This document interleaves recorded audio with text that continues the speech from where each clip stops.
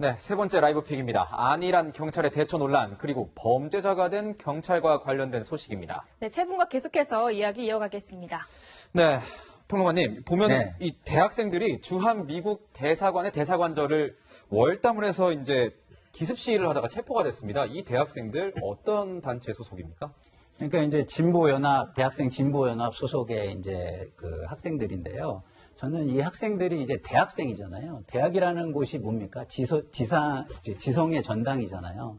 그러면 저 대사관에 들어간다는 것이 무엇을 의미하는지를 좀 알았는지 참 의심스럽습니다. 왜냐하면 근대 국가가 형성된 이후에 가장 큰 권력이 뭐냐면 국가의 자주권이에요. 영어로 소버런티라고 하죠. 네. 그거는요, 진짜 이렇게 건드리면 바로 생명을 앗아갈 수도 있는 어마어마한 그 힘입니다. 근데 그거를 저렇게 대사관이라는 영토가 우리 영토가 아니거든요. 대사관은 영토 자체가 엄연히 그 나라의 영토가 네, 되니까 그 영토를 침범한 거기 때문에 그 나라의 자주권을 흔든 것이기 때문에 이게 간단한 문제가 아니라는 걸 좀 알았으면 좋겠고 네. 두 번째는 이제 대사 나가라, 이 땅을 떠나라 이렇게 주장을 하잖아요. 근데 또 하나 알아야 될 게 이겁니다. 그러면 대사가 나가? 그러면 대사관도 나가요? 근데 지금 우리가 남북관계라는 특수한 상황 속에서 우리에게 가장 큰 억지력이 뭐냐면 미국 대사관이 여기 있고 미군이 여기 있다는 것이 우리의 가장 큰 억지력입니다. 저 미 대사관이 있고 미군이 있는 이상 사실은 북한이 우리에게 핵무기를 쏠 때 가장 그것을 망설이게 하고 못하게 하는 장치거든요. 근데 저렇게 쉽게 주장하는 거는 저는 대학생으로서는 저 고등학생도 아니고 중학생도 아니고 저 이성에 맞게 지성에 맞게 좀 행동을 해줬으면 좋겠다 이런 바람이 있습니다. 네, 그런데 변호사님 보니까 당시 이 미국 대사관 앞에 경찰이 10명이 있었다고 하더라고요. 네. 학생들이 월담하는 동안 이 경찰들은 뭘 한 걸까요? 그냥 봤어요. 네. 쉽게 말씀드리면 두 사람이 있었는데 한 사람은 남학생들이 이제 그 사진 보면 나올 거예요. 남학생 지금 보시면 맨 오른쪽에 있습니다. 경찰 한 사람 그냥 있잖아요. 네. 남학생 두 사람이 그 경찰에 제지했습니다. 근데 그거를 제지를 뚫고 지금 어떻게 하려는 동작이 많이 보이진 않아요. 지금 뭐 제지당하는 게 오른쪽 아래에 보이시지 않습니까? 그렇죠? 네. 그 또 한 경찰은 옆에 그냥 막고 있네요. 네. 막고 있죠. 그거는 이제 사실 뚫고 나갔어야 되는데 적극적으로 한 거로 보이십니까 지금?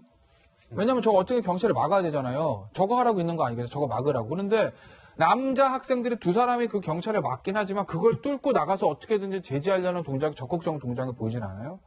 왜 그랬습니까? 물어보니까 경찰이 뭐라고 그랬냐면 이미 지금 올라가고 있는데 그거를 사다리를 제가 잘못하게 되면 떨어지면 다칠까 봐 그랬어요. 하나. 네. 그리고 이게 어떻게 보면 저 대학생 연합에서 머리를 쓴 걸 수도 있는데 남학생들은 그 경찰들을 막고 여학생들은 올라갑니다.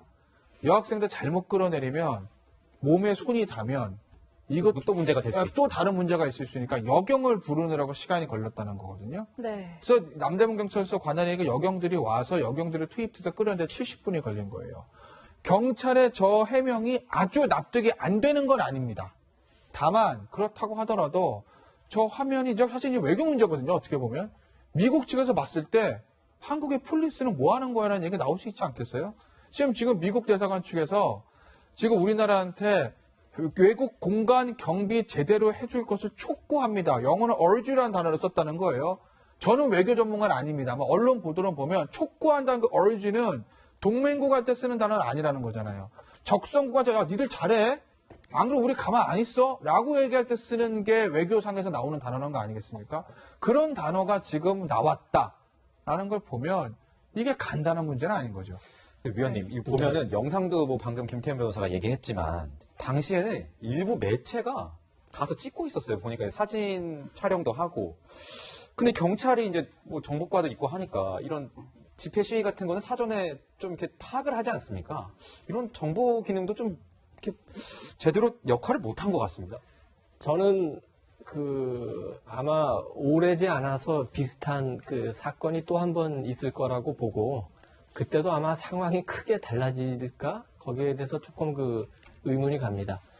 그래서 지금 월담을 못 막은 경찰분들이나 관리 책임자분들이 이번 일로 징계를 받을까요? 아마 저는 징계 안 받을 것 같습니다.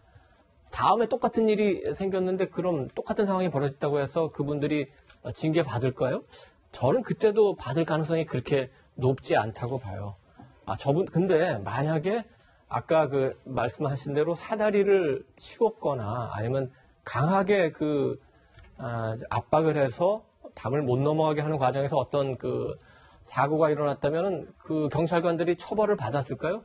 저는 그랬을 가능성이 굉장히 많다고 보고 네. 다음에도 그럴 가능성이 굉장히 높다고 봅니다. 왜냐하면 우리가 이미 백남기 농민 사건에서 다 경험하지 않았습니까? 열심히 시위 진압했던 경찰들이 다 법적 처벌을 받거나 심지어는 손해배상까지 했죠.